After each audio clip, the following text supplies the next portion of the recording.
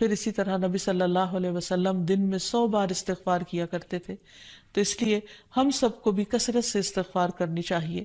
استغفار بیماریوں کا علاج بھی ہے اور اللہ کے عذاب سے بچانے والا بھی، اللہ سبحانہ وتعالیٰ کی رحمت پانے کا ذریعہ ہے، اور پھر بارش کے نزول کا ذریعہ بھی ہے، زراعت میں برکت کا ذریعہ، کبیرہ اور صغیرہ گناہوں سے معافی کا ذریعہ، اچھا اعمال نامہ پانے کا ذریعہ، یعنی قیامت کے دن انسان کو جن کی بخشش ہوگی ان کو خوشخبری دی جائے گی اور ان کا نامہ اعمال جو ہے وہ بہترین نامہ اعمال ہوگا. پھر جنت میں درجات کی بلندی استغفار کی وجہ سے ہوگی. تو اس لیے ضروری ہے کہ ہم اٹھتے بیٹھتے اپنے گناہوں کی معافی مانگتے رہیں، اور استغفار کے لیے انسان اپنی زبان میں بھی اللہ تعالیٰ سے بخشش مانگ سکتا ہے، لیکن بہتر یہ ہے کہ اگر انسان قرآنی دعاؤں اور مسنون دعاؤں کا سہارا لے اور ان کو سیکھ بھی لے، کیونکہ یہ ہم سب کی ضرورت ہے. سورۃ نوح میں اللہ سبحانہ وتعالیٰ فرماتے ہیں، حضرت نوح علیہ السلام نے اپنی قوم کو استغفار کرنے کو کہا، اور کیا کہا؟ فَقُلْتُ اسْتَغْفِرُوا رَبَّكُمْ، میں نے اپنی قوم سے کہا کہ اپنے رب سے استغفار کرو، اپنے رب سے معافی مانگو. تو نتیجہ کیا ہوگا؟ اِنَّهُ كَانَ غَفَّارًا، بے شک وہ بہت زیادہ معاف کرنے والا ہے. يُرْسِلِ السَّمَاءَ عَلَيْكُمْ مِدْرَارًا، تم پر آسمان سے خوب بارشیں برسائے گا، آسمان کو تم پر برسنے والا بنا دے گا. وَيُمْدِدْكُمْ بِأَمْوَالٍ وَبَنِينَ، تمہیں مال اور بیٹوں سے مدد دے گا. وَيَجْعَلْ لَكُمْ جَنَّاتٍ، تمہارے لیے باغات بنائے گا. وَيَجْعَلْ لَكُمْ أَنْهَارًا، اور تمہارے لیے نہریں جاری کر دے گا. آپ دیکھیں کہ ایک انسان کی خواہش کیا ہوتی ہے کہ اس کو کیا کچھ ملے، یعنی رہنے کا مقام اور حالات جو ہیں وہ پرسکون ہو. پھر اس کے بعد یہ کہ مال ہوں، بیٹے ہوں، باغ ہوں، اور زندگی کی اور آرائشیں اور نعمتیں ہوں.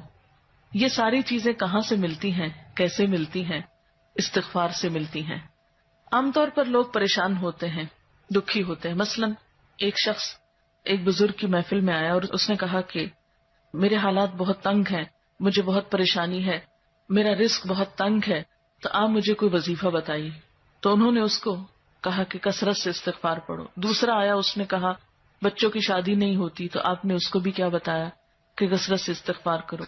تیسرا آیا تو کہنے لگا کہ بہت قحط سالی ہے، فصلیں اچھی نہیں ہوتی، تو آپ نے اس کو بھی استغفار کا بتایا.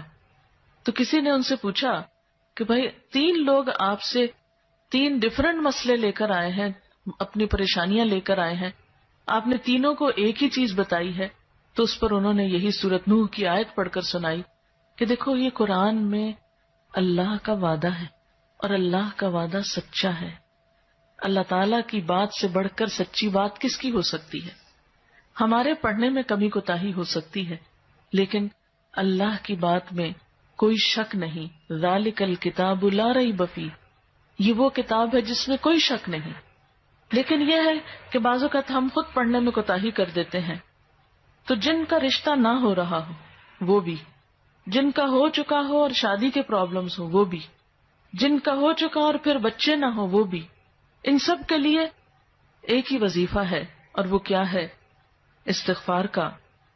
پھر اسی طرح ایک اور جگہ پر ایک اور پیغمبر نے اپنے لوگوں سے کہا وَاسْتَغْفِرُوا رَبَّكُمْ ثُمَّ تُوبُوا إِلَيْهِ إِنَّ رَبِّي رَحِيمٌ وَدُودٌ، اپنے رب سے معافی مانگو اور اس کی طرف پلٹ آؤ، بے شک میرا رب رحیم ہے اور اپنی مخلوق سے بہت محبت رکھتا ہے.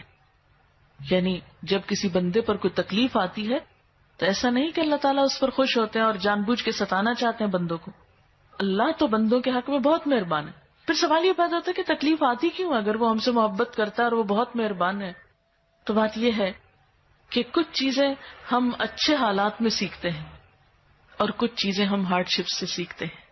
کچھ نعمتوں کی قدر ہم اچھے طریقے سے ویسے ہی کر لیتے ہیں، اور کچھ چیزوں کی قدر ہمیں اس وقت آتی ہے جب کوئی مشکل پیش آتی ہے.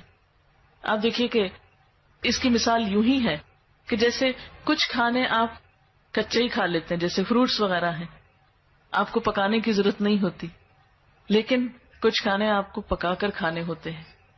اسی طرح زندگی میں کچھ حالات ایسے ہوتے ہیں کہ جن میں آپ آرام سے سیکھ جاتے ہیں، یا کچھ باتیں آپ کو بغیر کسی مشکل کے سمجھ میں آ جاتی ہیں، لیکن کچھ باتیں آپ کو مشکل آنے پر سمجھ آتی ہیں.